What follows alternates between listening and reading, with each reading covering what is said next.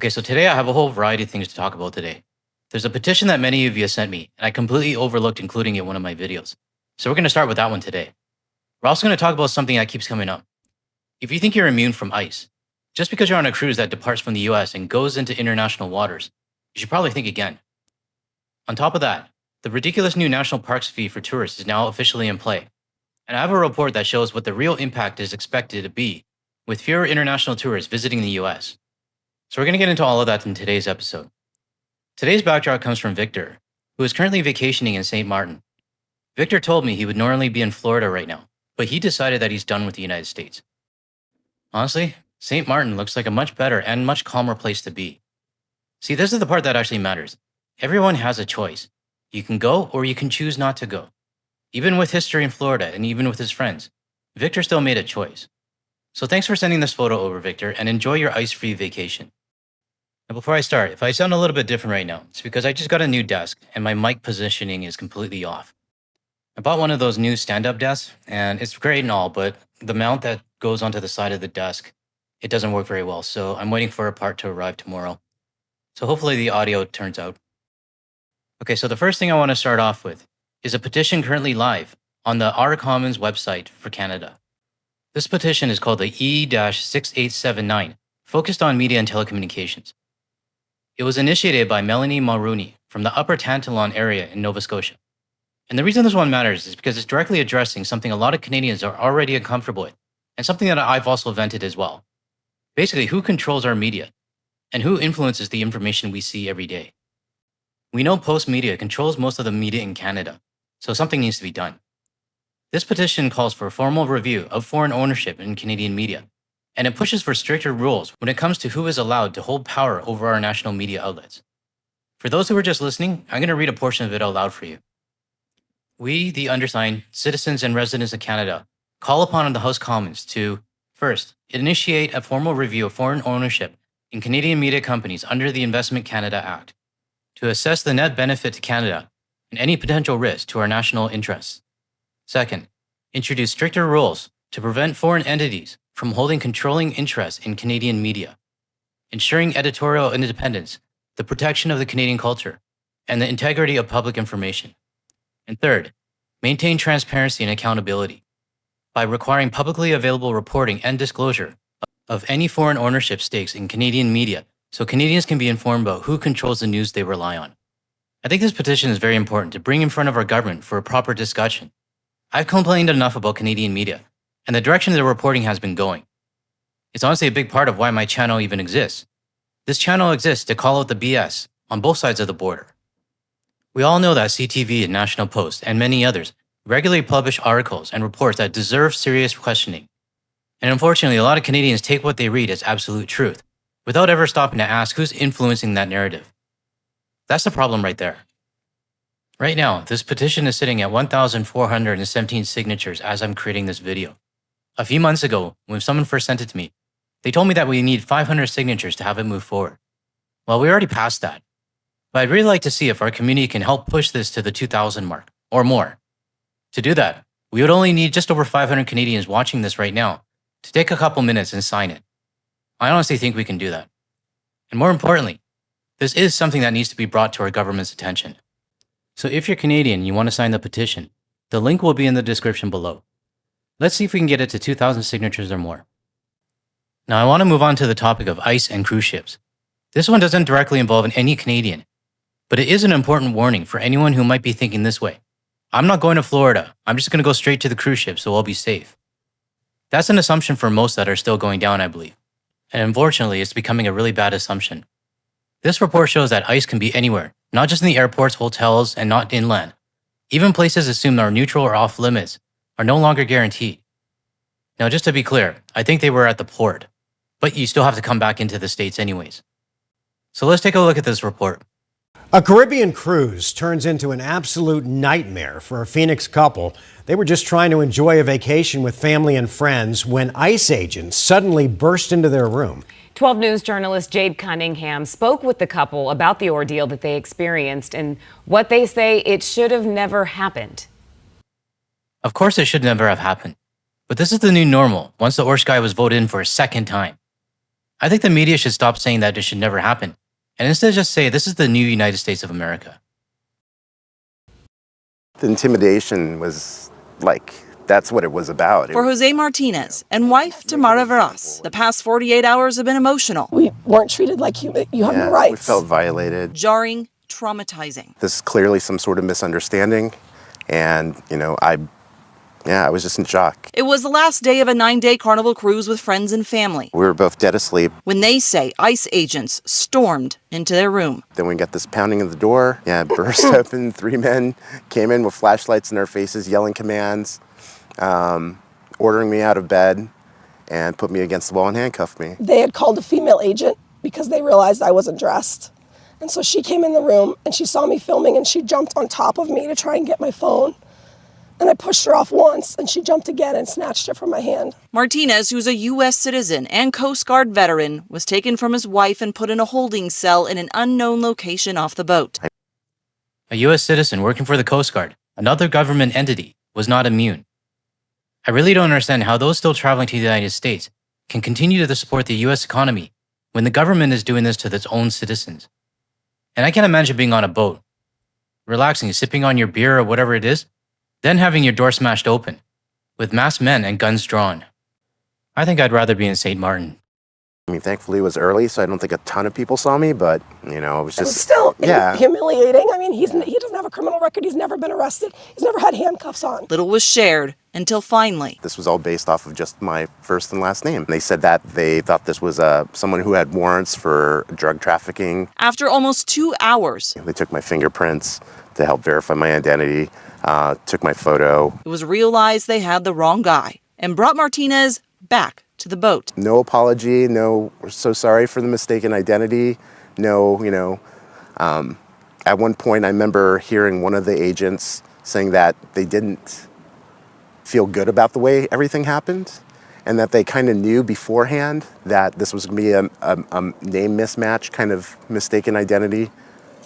But they still proceeded to follow through. Us. Yeah. So this was all due to mistaken identity, and the ICE agents already kind of knew beforehand. So why did they continue if they already knew? Maybe they were bored and needed something to do, or they needed to get their power trip fixed. The person probably had a better chance than if it were a tourist or immigrant who was targeted. But the fact that ICE already knew and proceeded anyways makes me wonder, for those tourists traveling to the United States who might have the same name as someone ICE is looking for, do you really think these ICE agents care if it's a mistaken identity? And do you think you would be let go as quick as this guy? Probably not. Now as they reflect, I didn't necessarily think I wouldn't see him again, but it was just, I didn't know what he was going through. they're overcome with emotion. This is happening to people every day. And it's unfair that it's happening in this country at all. So. Yeah, this is not the USA of 10 years ago, It's a different country. Yeah.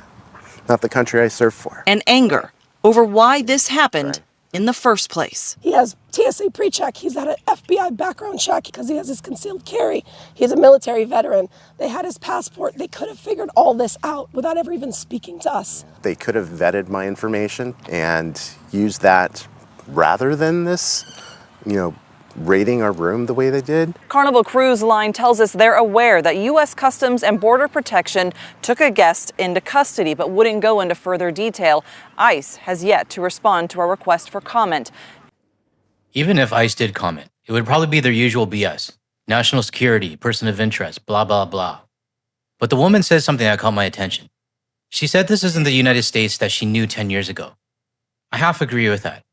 We definitely didn't have ICE roaming around the streets, and it was relatively safe for international tourists to visit. But the thing that stayed the same is the right and the Orange Guy supporters. They've been there the whole time, even before 10 years ago. The difference now is that they had permission to act the way they do. And every ICE agent now seems to have permission to act like a bunch of power-tripping man-children. Let me know in the comments if you agree with me on this.